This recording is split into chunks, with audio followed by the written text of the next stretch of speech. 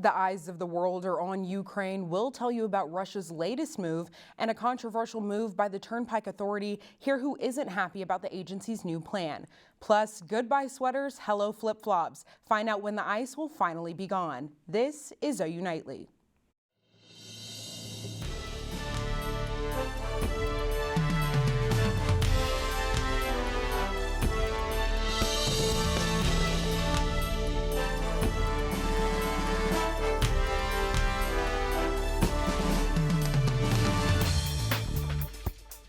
Hello and thanks for watching OU Nightly. I'm Zaria Oates. And I'm Dylan Rivera. We begin tonight with the very latest on the war in Ukraine. Tonight, we know Russian President Vladimir Putin has put nuclear weapons on high alert, and in response, the United Nations Secretary General says, quote, enough is enough. CNN's Emily Schmidt reports on the talks and actions as Ukraine continues to fight for its freedom. It took this Ukrainian disaster to spark a world diplomacy not seen for 40 years. The fighting in Ukraine must stop. The UN General Assembly held an emergency meeting for the first time since 1982, condemning Russia's attacks and supporting Ukraine's sovereignty, calling for peace. For the first time since the United Nations was born, there is a full-fledged war in the center of Europe. War images emerged from all over the country. Attacks that appeared to be on a section of Kharkiv. Outside Kyiv, signs of losses for Russia. Ukrainians fighting, inspired by their president's rallying calls. He is our president, he is our leader, he is leader of the armed forces of Ukraine. More fallout. Moscow's stock exchange closed Monday when economic sanctions caused the ruble to lose nearly a third of its value. Russia closed its airspace to airlines from 36 countries, and Ukraine and Russia held talks in Belarus amid fears troops from Belarus could support Russia. So much remarkable movement, including this. The UN now estimates more than 500,000 people have fled Ukraine, seeking safety, with their homeland very much still in danger. I'm Emily Schmidt reporting. Senior U.S. defense official tells reporters the U.S. hasn't seen, quote, anything specific regarding nuclear weapons since Putin's announcements. And across the world, countries are showing their support for Ukraine by boycotting Russian products. And we found evidence of that right here in Norman. OU Nightly's Jessie Klinger joins us live right now with the proof. Jessie. Yeah, Zaria, Dylan, over the weekend, Canada began removing Russian products from the shelves in stores as in response to the invasion of Ukraine. Now, U.S. state governors and liquor stores are removing the same products. People worldwide have been searching for ways to support Ukraine, and one popular movement sweeping North America is the boycotting of Russian spirits. U.S. governors have ordered state-owned liquor stores to stop selling Russian vodka. However, for individual stores not run by the state, such as stores in Oklahoma, it's not that simple. Stand here and say, I do not support Russia, but I've already paid for what I've got.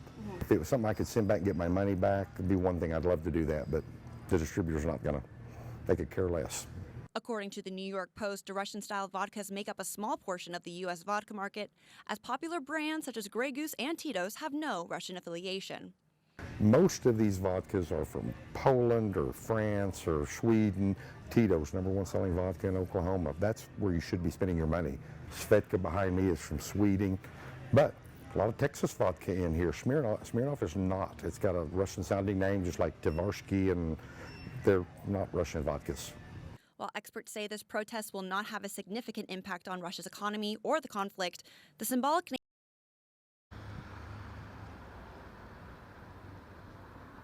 Now, in addition to removing Russian vodka from liquor stores, some owners are also promoting Ukrainian vodka instead to further support the country. Reporting live, Jessie Klinger, OU Nightly.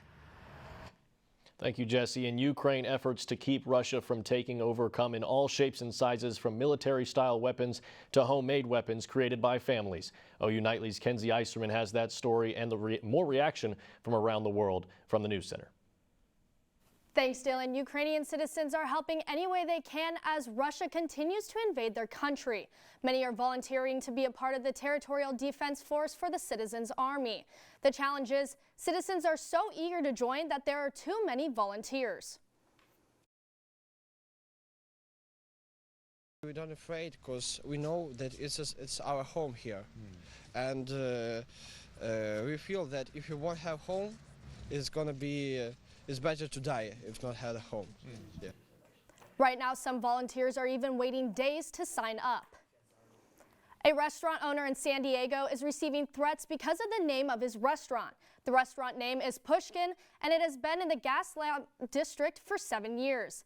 The name is Russian, and with the recent Russian invasion on Ukraine, it has caused some uproar. The owner says they have been recently getting threatening calls and messages online. And over the last few days, they have gotten worse. Even with these threats, the owner does not plan on changing the restaurant's name.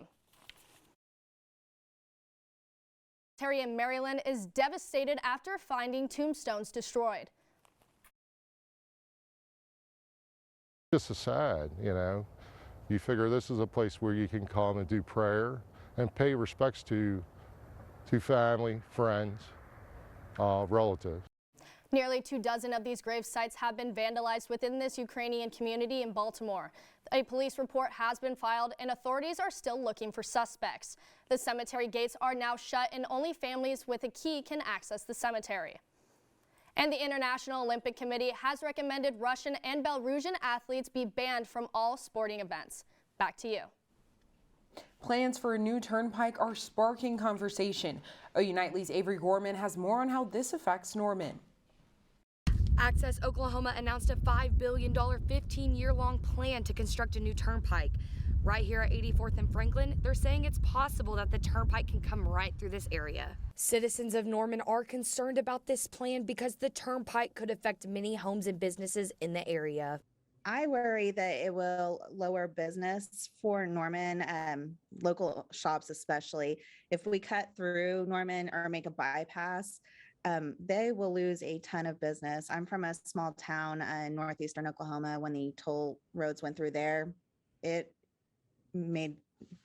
definitely killed business. Access Oklahoma says this plan will solve many traffic issues when traveling to different parts of the state. This project includes the construction of a new east-west turnpike from I-44 metro area to I-35 and then the south extension. This expands the mobility of the metro area to the communities of Norman and more. This is not the city planning this. This is not the city building this. This is not the city financing this.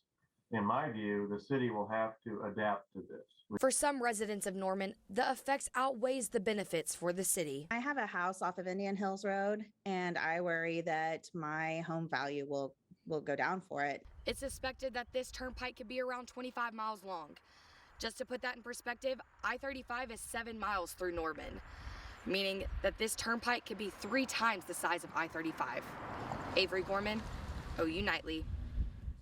Citizens of Norman can voice their concerns at 7 p.m. on Thursday during the City Council meeting at Crosspoint Church. And if you're headed back out on the roads, you might see some leftover ice from the storms last week, but it's starting to melt as the sun comes out. Robby Frost has the first look at our forecast. Yeah, Zaria, you can see there's actually not a whole lot of, ice, it looks like, on the skyline cam today. Sitting at 65 degrees in Oklahoma City, pretty dry out there and overcast skies. But yeah, you can see I snapped this photo as I was walking into Gaylord Hall today, almost slipped on my way in. There's still a bit of lingering ice in the shaded area, so you definitely want to stay alert for that. But I don't expect this to be around for much longer. We've got spring temperatures ahead this week, and with that, also a severe weather threat going into the weekend. I'll have more details about when and where we can expect that. Back to you two. Thanks, Robby. Up ahead on OU Nightly, find out how an on-campus program is empowering prospective students. From application to graduation, this program is providing a helping hand to underrepresented communities. Plus, how one bill is helping with employment. Oklahoma is attempting to join the ranks of other states in particular licensing policies that just might land Oklahomans a job.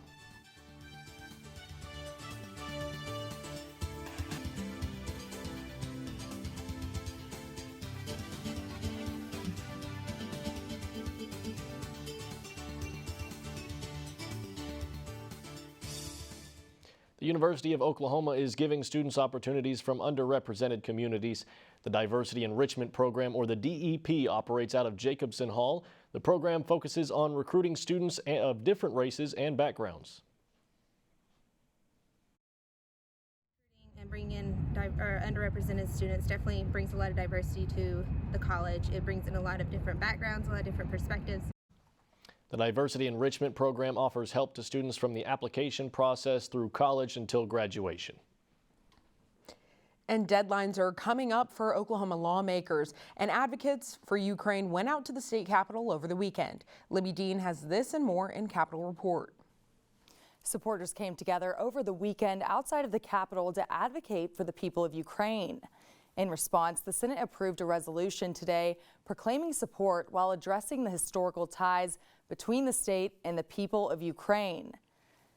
This connection comes from a long-standing relationship with many Ukrainian immigrants calling the territory home before Oklahoma even gained statehood. President Pro Tem Greg Treat stated what Russia has done is unacceptable, illegal, and immoral. And Oklahoma is joining several states in transforming occupational licensing policies. One bill gaining recent traction would make the job search easier for people with criminal records. The reform focuses on what the grounds are for denial of a job, while also providing clarity on what is acceptable on a criminal record when applying for specific job licenses. And as deadlines approach, legislators have begun the race to get their bills heard in their committee of origin. Thursday will be the last day Senate measures will be heard from Senate committees. That's all from Capitol Report. Back to y'all at the desk. Thanks, Libby. The Student Government Association is holding a week-long drive to help students across campus. Find out what items they need and how you can donate when OU Nightly returns. And Robby, it feels great outside, and we're expecting the weather to stay that way, right? Yeah, we're in the middle of a much-needed warm-up right now after last week's ice storm. But we also have a threat for severe weather this upcoming weekend. I'll have more details up next.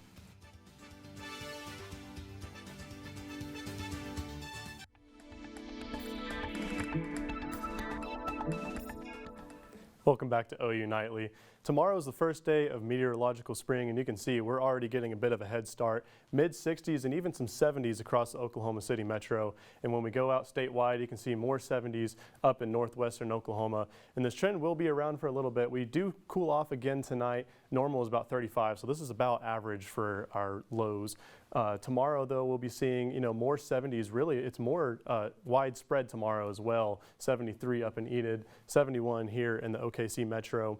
And behind this, you can see it's a whole lot of the same going into the rest of the week. 71 on Tuesday, 73, way above average for this time of year throughout the entire week. But behind this, we do have a bit of a severe storm chance. It's spring, so this is, probably much more of this to come along. You can see this is the jet stream way up above. This is why we're going to be warming up so much. We have a lot of clear skies. But as this starts to advance across, into California and Nevada, we start to get some warm, moist air and a lot of energy coming into the state. And you can see Friday into Saturday, this is where we have the most energy and the jet stream just screaming overhead. This is where we could have the threat for some severe weather. Now, we don't really know the details exactly yet. That will come with time. So definitely, stay up to date with the weather throughout this week into the weekend. And, you can see that, behind this, or before that, we have 71 degrees on Tuesday. Definitely will be warming up into the 70s this week, and skies will clear out Wednesday. Just beautiful spring weather, and it's really, coming early this time of year versus last year, or versus what it normally is here in February. 73 degrees on Thursday, and this is when we start getting a bit more humid as we have that Gulf moisture come into Oklahoma. And Saturday and Sunday, this is where we're going to be looking at the storm threat. Gets nice and warm on Saturday before these storms start to move into Sunday as well. We start to cool off. And going into next week, we have a bit of a chillier start, 50 degrees for the high on Monday. Back to the desk. Thanks, Robby. The OU Student Government Association is taking in non-perishable foods and unopened toiletries in an effort to help OU students.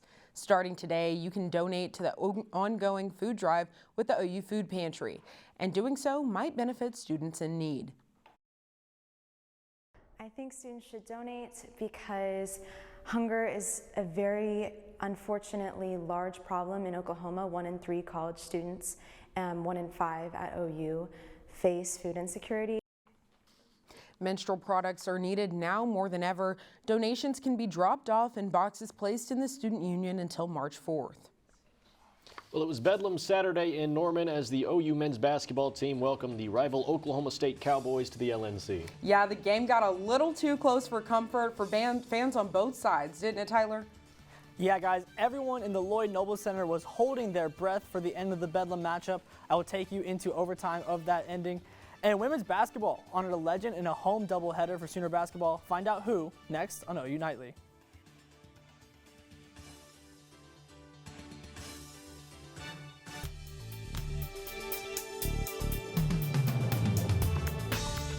Hello, welcome back to OU Nightly. I'm Tyler Deluca, and it is time for sports. Both basketball teams went down to the wire in a Lloyd Noble Center doubleheader on Saturday. Starting with the men, Bedlam is always bound to bring some craziness, and it absolutely lived up to the hype. OU survived a season sweep when they beat OSU 66-62. Coach Moser emphasized the need to win to get in. But they've known the urgency. We've talked about that in the last several weeks. But I think they know what's at stake. They know how good West Virginia is. They know how physical it's going to be. They know that they're chasing.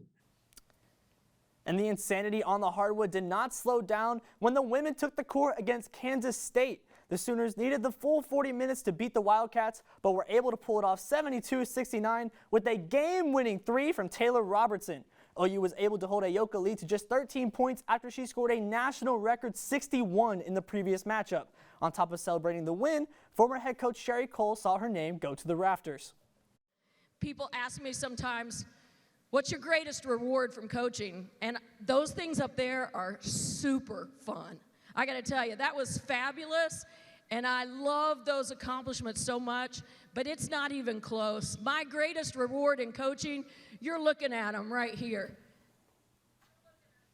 And it was 3 games in 3 days for OU baseball in a matchup with Northwestern State. The Sooners would win the overall series 2-1. Chaz Martinez struck out 14 batters in 7 innings in the 5-1 win in the final matchup of the series. Baseball plays next against number 7 LSU. And there was something in the air for OU women's sports this weekend when it came to game-winning plays. Softball had a 3-game weekend highlighted by a game against number 17 Tennessee that ended with Jada Coleman denying any upset chances with a walk-off homer. The Sooners remained undefeated with wins against Utah and Arizona to close the weekend. And men's golf is continuing to dominate as the #1 team in the nation. The Sooners currently are 20 under par at Southern Highlands in Las Vegas. They lead the 15-team field by 18 holes at the end of day 1 and continue to hold first place today. And there was something about close games for Oklahoma basketball teams these past couple of days. The Thunder outlasted the Pacers in overtime on Friday night with Shai Gilgeous-Alexander scoring a smooth 36. OKC hosts the Sacramento Kings tonight for a Western Conference matchup. And for the men's college basketball landscape, the madness of March came a couple days early. The top 6 teams in the AP Top 25 all were upset on the road on Saturday. This marks the first time the top 6 teams in the nation have lost on the same day in the history of college basketball. With March looming, the madness will look to continue in the postseason. That is all from sports for OU Nightly, but if you've not got your Sooner Sport fix, tune in to Sooner Sports Pad at 7:30 live tonight on Bally Sports. Back to you two at the desk. Thanks, Tyler. Coming up on OU Nightly, are the Cappuccino Cats sticking around? We'll tell you all about the Ukrainian Cat Cafe and where the felines will be amid the Russian invasion straight ahead on OU Nightly. I'm Caroline Vaccaro at the OU Nightly Update Desk. Today, President Joe Biden and key allies discussed aid to Ukraine and penalties on Russia in a secure call. During the call, the group determined their efforts to impose consequences to hold Russia accountable while working to maintain global economic stability. The leaders recognized the bravery of the Ukrainian people in the face of Russian aggression. That's it for now. Back to you in the studio. Cats in Ukraine are taking on their own method of bravery. At least that's what one family in Libby is saying. 20 friendly felines live in this cat cafe in Ukraine, and the owners of the coffee shop say they're not leaving. Cats of all sizes can be seen taking naps and roaming around the cafe while customers sip a warm cup of joe. And let's get one last check on the forecast. Robbie? Yeah, so how often do you see this? We've got Temperature is nearly the same for about 5 days in a row, and it's also over 20 degrees above average. And when we revisit the 7-day forecast, we can see here that this 70-degree trend here continues, and we've got storms rolling in this weekend for our first taste of potential severe weather of March. Back to the desk. Thanks for tuning in to OU Nightly. We're live every weekday from Gaylord Hall on the campus of the University of Oklahoma. We'll see you back here tomorrow night live at 4:30. Good night.